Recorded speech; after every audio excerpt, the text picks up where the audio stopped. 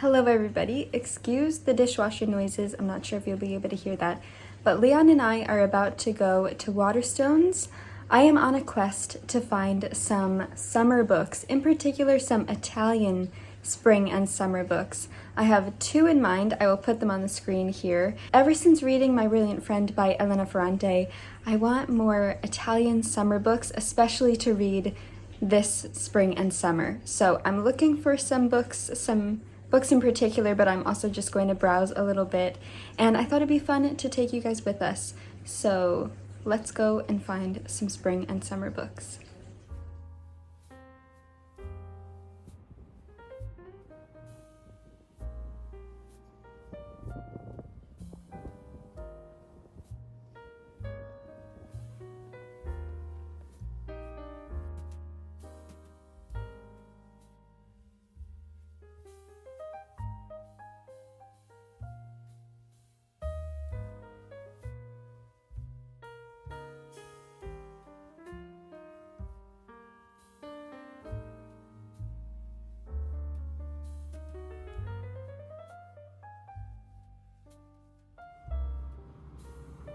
There's Pride and Prejudice over there.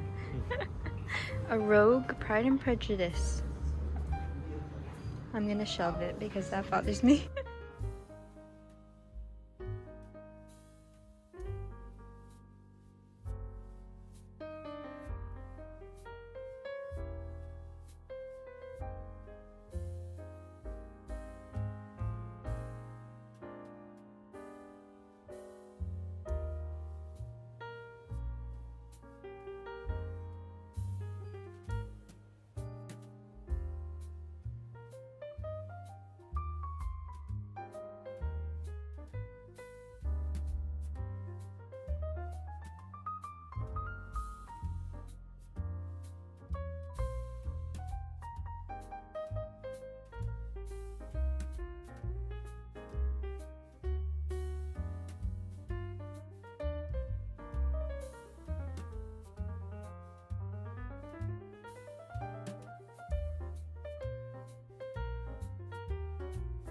Having one of those bookstore visits where everything looks amazing and I want to buy everything. Right, Leon?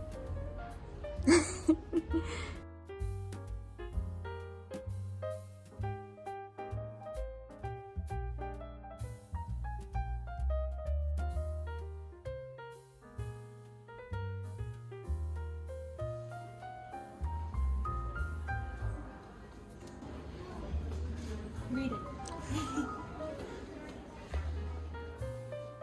This one is the one introduced by Sally Rooney.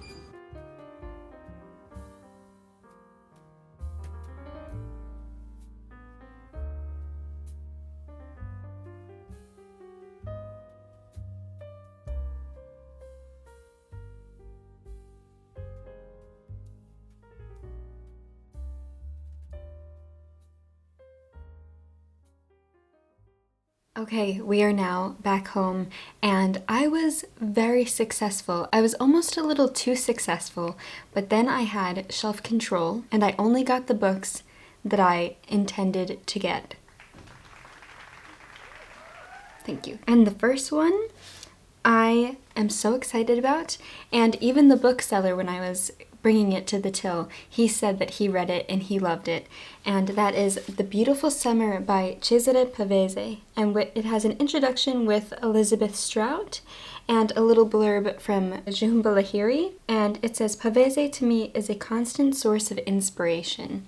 And how beautiful is this edition? It is the Penguin European Writers edition. So Elizabeth Strout wrote the introduction, and they have a little section of it on the French flap, which is so cute. I love this design, and this cover is absolutely beautiful. It's the height of summer in 1930s Italy, and 16-year-old Ginia is desperate for adventure. So begins a fateful friendship with Amelia, a stylish and sophisticated artist's model, who envelopes her in a dazzling new world of bohemian artists and intoxicating freedom. Under the spell of her new friends, Ginia soon falls in love with Guido, an enigmatic young painter. It's the start of a desperate love affair charged with false hope and overwhelming passion, destined to last longer than the course of a summer. The Beautiful Summer is a heart-wrenching tale of lost innocence and first love by one of Italy's greatest writers. That sounds impeccable and exactly what I want for the summertime. And this one, it doesn't say who the translator is. Translation by W.J. Strachan and copyright by Peter Owen from 1955. Interesting. Oh, first published in Great Britain by Peter Owen. Okay. But I am so excited about this. It really feels like just the perfect thing that I'm looking for summertime set in Italy. And then the next one I got, they had a ton of Natalia Ginzburg's books, but I ended up getting the chunkiest one, and it is the one that has an introduction by Sally Rooney, and that is All Our Yesterdays. And this is published by Dom Books. So I have, and I really want to read it in April, I have Family and Borghesia by Natalia Ginzburg, and I think I'm going to read that one because it's 2 short stories, or 2 novellas, and then I'm going to read this one more in the summertime. But this one says, Ginsberg's books snare so much of what is odd and lovely and fleeting in the world, and that's a quote from the New York Times. And I love these editions so much. They're just absolutely beautiful. And this is translated by Angus Davidson with an introduction by Sally Rooney, which is awesome. Anna, a 16-year-old schoolgirl in a small town in northern Italy, finds herself pregnant after a brief romance. To save her reputation, she marries an eccentric older family friend, Cenzo Rena, and they move to his village in the south. Their relationship is touched by tragedy and grace as the events of their life in the countryside run parallel to the war and the encroaching threat of fascism, and in their wake, a society dealing with anxiety and grief. At the heart of the novel is a concern with experiences that both deepen and deaden existence, adultery and air raids, neighborhood quarrels, and bombings. With her signature clear-eyed wit, Natalia Ginzburg asks how we can act with integrity when faced with catastrophe, and how can we love well. Come on, that sounds incredible, and I have a feeling I am going to absolutely love it. It's about 418 pages, and I am so excited to just see the complexities and the different developments and character developments and the relationships throughout the story and the setting.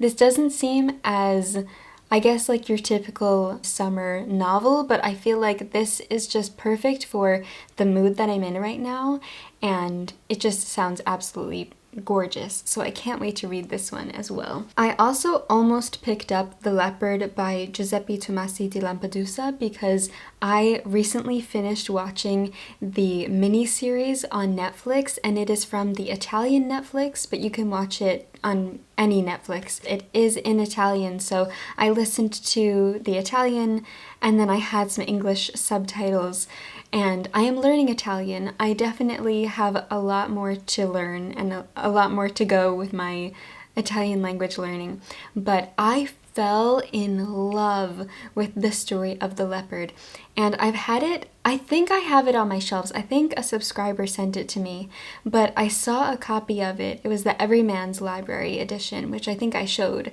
I saw a copy of it and I got really excited. I was like, oh my god, I want to read it so badly. And then I was carrying it around with me in Waterstones and I realized, wait, I think I have a copy of this at home. So I didn't end up getting it. And if you haven't watched The Leopard, oh my god, I cannot recommend it enough. The cinematography, the scenery, the costumes, the acting, and just listening to the Italian, I could feel my comprehension skills just become better and better and better as I was watching. I'm just so excited about this Italian literature and to watch more Italian shows when I go home, because I can't access it here in the UK, but I'm going to watch the miniseries of the My Brilliant Friend show, and I can't wait.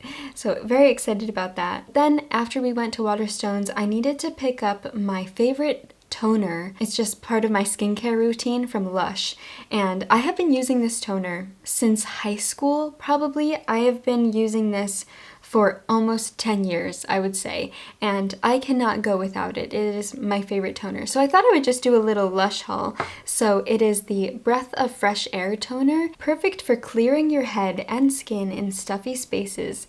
Simply mist over the face to refresh and brighten. After I use cleanser, sometimes I have like makeup residue or something, and this just really clears and cleans my pores very well. So highly recommend if you're looking for a toner. It's very gentle and vegan, which is what I love about Lush. They always just use such great ingredients, and it smells amazing and it feels amazing. It really does feel like a breath of fresh air. The way that I mist it over my face, it just like, it feels so good.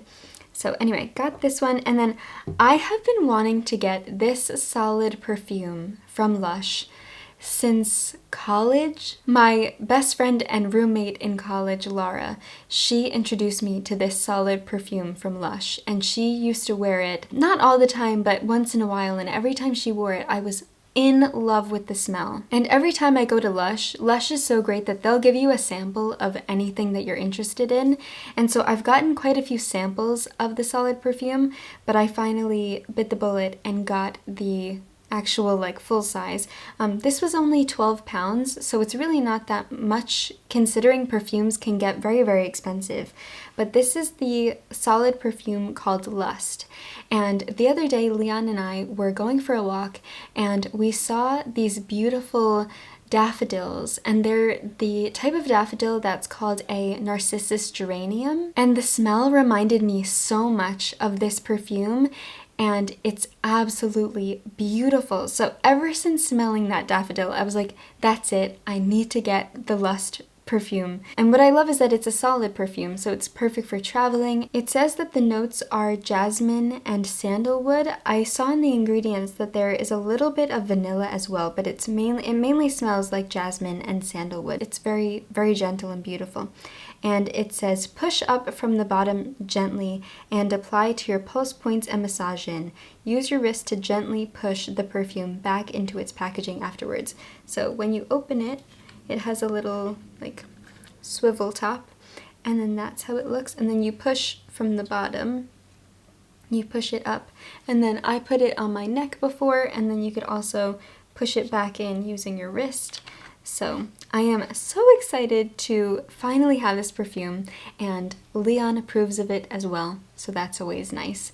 But yes, these are the two things that I got from Lush, and then of course the two books that I got from Waterstones. So I hope that you enjoyed coming along with me. It was fun to bring you guys on our little book shopping adventure, and I'm so excited about these books. I would love it if you could recommend me maybe like your favorite summer read or a book you think that's perfect for summer.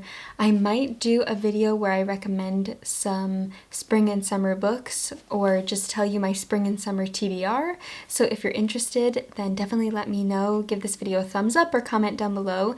And I am just so excited about these. So anyway, I hope you're having a wonderful day and you're reading some amazing books, and thank you for watching this and being so kind and lovely as always. And I will see you very soon in another video. As always, happy reading.